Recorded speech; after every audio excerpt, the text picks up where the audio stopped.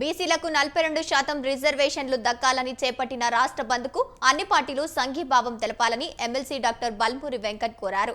రిజర్వేషన్ల విషయంలో కేంద్రం తీసుకునే నిరసన నిజామాబాద్లో బీసీ నాయకులతో కలిసి బంద్లో పాల్గొన్నారు.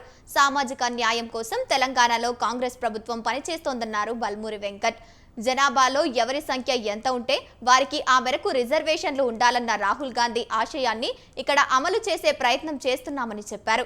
అయితే రాజకీయ ప్రయోజనాల కోసం బీజేపీ నేతలు పైకి సహకరించినట్లు ఇక్కడ చెబుతున్నా కేంద్రంలో అధికారంలో ఉన్న బీజేపీ ప్రభుత్వం మాత్రం సహకరించట్లేదని విమర్శలు గుప్పించారు.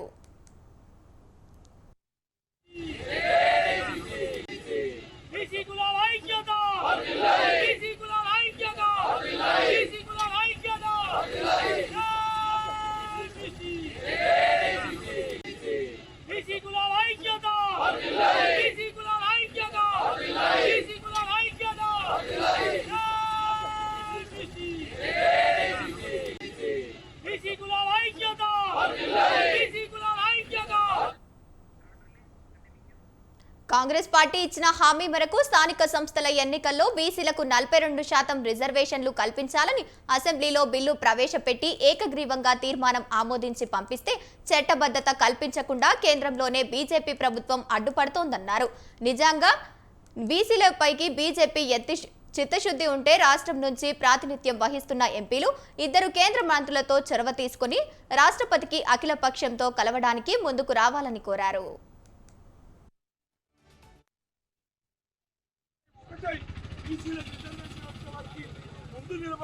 కొట్టాల్సిన బాధ్యత ఉంది.